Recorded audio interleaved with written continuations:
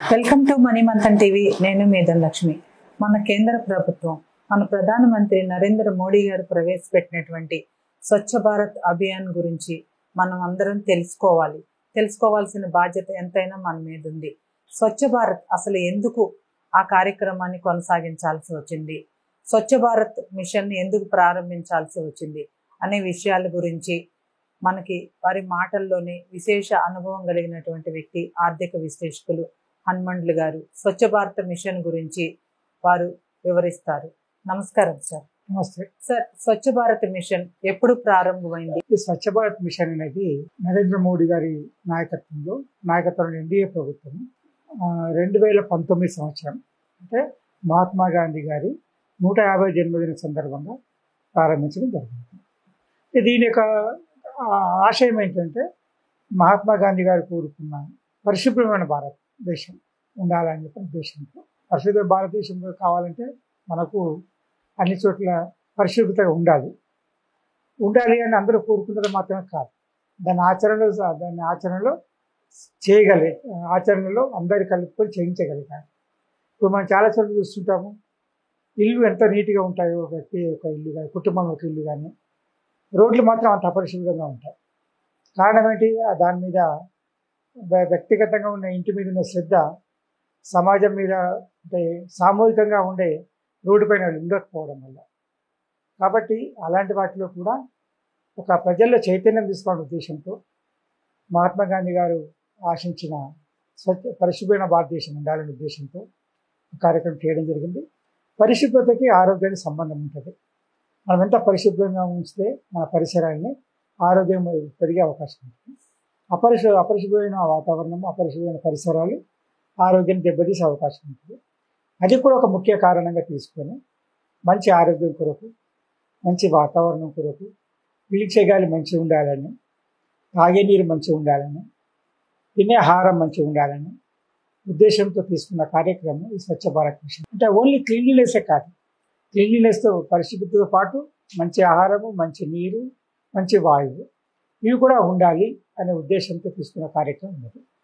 అయితే ఇది ఇంతవరకు ఉండేదా అంటే ఉండేది, కానీ ఒక సామాజిక కార్యక్రమంగా లేకుండేది. అది ఎవరు కూర్చున్న వాళ్ళు సామాజిక కార్యక్రమాల ద్వారా, సామాజిక సేవ ద్వారా, ఎన్జిఓస్కి చేయడం కానీ, సాంఘిక సంక్షేమ సంస్థలు కానీ చేయడం కానీ, కొన్ని ఏరియాలు చేయడం, కొన్ని చేయకపోవడం, ఇలా జరిగేదన్నమాట. అలా కాకుండా ఇప్పుడు దానికి అవసరమైన దానికి ప్రోత్సహించడం, స్వచ్ఛ భారత్ రావాలి, పరిశుభ్ర భారతదేశం ఎలా ఉండాల్సిన ఆవశ్యకత గుర్తించడం, దాన్ని అనుసరించే విధంగా చేయడం అనేది నరేంద్ర మోడీ గారు తీసుకున్న నిర్ణయం, ప్రభుత్వం తీసుకున్న నిర్ణయం. దాన్ని ఆచరించే మొదలుపెట్టడం జరిగింది. 2019 సంవత్సరంలో దాన్ని ఒక ఉద్యమంలాగా తీసుకోవడం జరిగింది. అది ఎందుకంటే మహాత్మా గాంధీ గారు 150 జన్మదిన పురస్కరణ 150 సంవత్సరం జన్మదినం పురస్కరించుకొని ఉద్యమాలుగా ప్రారంభించింది. స్వచ్ఛ భారత్ మిషన్ ప్రారంభానికి ముందు సార్, ఎక్కడ పడితే అక్కడ చెత్త ఉండేది. ఆ సమస్యని కేంద్ర ప్రభుత్వం ఎలా పరిష్కరించగలిగింది? ఇది సమస్య ప్రభుత్వం కాదు, సమాజానికి. అన్నిటికీ ప్రభుత్వం పరిష్కారం చూపించాలి, సమాజం చూపించాలి. అంటే బాధ్యతమైన పౌరుడు రోడ్డు మీద చెత్త వేయడు అనేది చూపించాలి. అంతేగాని నేను చెత్త వేస్తాను, ప్రభుత్వం తీయాల్సిన బాధ్యత ప్రభుత్వానికి అని కాదు. అంటే బాధ్యతైన పౌరుడు దానికి చెత్తను ఎక్కడేలో అక్కడ వేయండి, డస్ట్బిన్లో వేయండి, చెత్త కుండీలో వేయండి, రోడ్డు మీద ఇష్టం వచ్చిన వేయకండి అనేది బాధ్యత. ప్రభుత్వం ప్రతి పౌరుడికి బాధ్యత అది. అలా కాకుండా నేను నా ఇష్టం వచ్చిన రోడ్డు మీద వేసేస్తాను, తీయాల్సిన బాధ్యత ప్రభుత్వం అనేది మొత్తం కరెక్ట్ కాదు. ప్రభుత్వ బాధ్యత కంటే ఇంకా సామాజిక బాధ్యత పౌరుడి బాధ్యతగా పరిగణించాల్సిన అవసరం ఉంటుంది.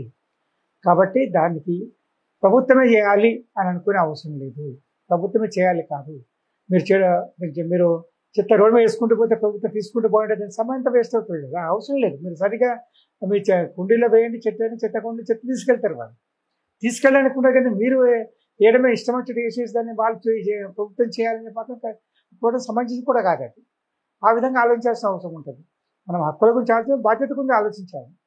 బాధ్యతలు నిర్వర్తించినప్పుడు హక్కుల అవకాశం వస్తుంది. కాబట్టి ఈ సామాజిక బాధ్యత, ప్రభుత్వ బాధ్యత, సామాజిక బాధ్యత, భారతదేశ ప్రజల యొక్క బాధ్యత అనుకొని ఒక కార్యక్రమం తీసుకోవాల్సిన అవసరం ఉంది. మన జాతిపిత మహాత్మా గాంధీ గారి కలల కన్నా పరిశుభ్రమైన భారతదేశంగా ఇప్పుడు ఉందంటారా? ఉందంటే చేయాల్సిన అవసరం ఉంది. ఉందంటే అది ఎవరో చేయరు, మనమే చేయాలి. మన పరిశుభ్రాన్ని మనం బాగా ఉంచుకో, మన ఇంట్లో ఎంత నీట్గా ఉంచుకుంటామో మన యొక్క పరిశుభ్రాన్ని అంతే పరిసరాన్ని కూడా పరిశుభ్రంగా ఉంచుకోవాల్సిన అవసరం ఉంది. మనం కాకపోతే ఇప్పుడు అపార్ట్మెంట్లు ఉన్నామనుకోండి, ఎవరు చేస్తారు? హౌస్ కీపింగ్ వాళ్ళు లేకపోతే మనము ఇంకొకరితో చేపిస్తాం. ఇది కూడా అలాగే, రోడ్డు కూడా అలాగే, రైల్వే స్టేషన్ అలాగే, బస్ స్టేషన్ అలాగే, ప్రతిది అలాగే. ఇది సామాజిక ప్రదేశము అంటే ప్రజలు ఎక్కువ తిరిగే ప్రదేశం కూడా ఆ విధంగా ఉంచాల్సిన అవసరం ఉంది.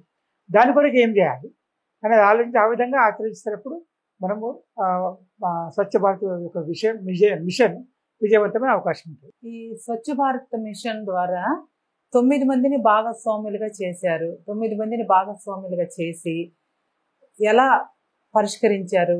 కేంద్ర ప్రభుత్వం 9 మంది చేతనే భాగస్వామ్యం చేయించి ఎలా విస్తరింపజేసింది ఈ కార్యక్రమాన్ని?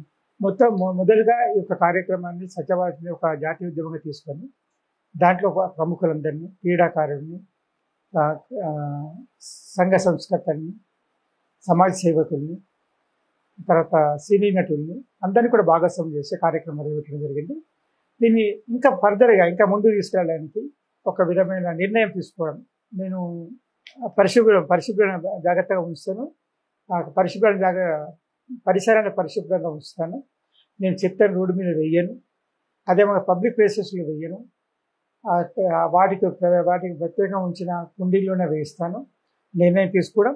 అదే మాదిరిగా 9 మందిని తీసుకోవడం మొదలుగా, ఆ 9 మంది ఇంకో 9 మంది అంటే 81 మంది, ఆ 81 మంది ఇంకో 9 మందిని ఈ విధంగా పెంచుతూ పోయి ఆ విధంగా ఎక్కువ మందిని ఈ యొక్క స్వచ్ఛ భారత్ మిషన్లో ఎక్కువ మందిని జోడించాలనే ప్రయత్నంతో మొదలుపెట్టిన కార్యక్రమం 9 మందితో మొదలుపెట్టడం జరిగింది. అది స్ప్రెడ్డింగ్ అనమాట, నెట్వర్కింగ్ లాగా, స్ప్రెడ్డింగ్ లాగా నేను ఎక్కువ మందిని దాంట్లో ఇన్వాల్వ్ చేస్తూ వాళ్ళ యొక్క భాగస్వామ్యంతో ఇంకా విజయవంతం చేయాలని ఉద్దేశం చేసిన ప్రయత్నం. స్వచ్ఛ భారత్ కార్యక్రమాన్ని నరేంద్ర మోడీ గారు స్వయంగా స్వచ్ఛ భారత్ లో పాల్గొన్నటువంటి ఊరు ఏదంటారు సార్? ఏదైనా కానీ మాకు ఎప్పుడంటే మా రోల్ మోడల్స్ ఉంటారు, ఎవరైనా కానీ ఎవరో ఒకరిని మనం అనుసరిస్తుంటాం. అది పైన ఉన్నవాళ్ళు కావచ్చు, ఇంకా అధికారంలో ఉన్న వాళ్ళకి ఎక్కువ ఫాలోయింగ్ ఉంటుంది. కాబట్టి కేంద్ర ప్రభుత్వము నరేంద్ర గారి నాయకత్వంలో పనిచేస్తుంది. కాబట్టి నరేంద్ర మోడీ స్వయంగా ఈ యొక్క స్వచ్ఛ భారత్ కార్యక్రమాన్ని పూనుకొని మన పరిసరాన్ని పరిశుభ్రంగా ఉంచాలనే ఉద్దేశంతో మన కాన్స్టిట్యుయెన్సీ వారణాసిలో ముందుగా కార్యక్రమం స్టార్ట్ చేయడం జరిగింది. అదే మాదిరిగా ఢిల్లీలో కూడా వీధిలో కూడా తన యొక్క కార్యక్రమాన్ని ప్రారంభించి దాన్ని విస్తరించి చేయడం జరిగింది. మోడీ గారు చేశారు కాబట్టి మిగతా మంత్రులు చేయడం, ఎంపీలు చేయడం, కొత్త అధికారులు చేయడము, కొత్త లోకల్ బాడీస్ అవి చేయడము, తర్వాత ప్రతి ఒక్కొక్కరు మెల్లిమెల్లిగా ఇంటికి రావడం అనేది లోయర్ లెవెల్లో కూడా ఒక ప్రాముఖ్యత తెలుసుకుని ఆచరించే ప్రయత్నం చేయడం మొదలైంది.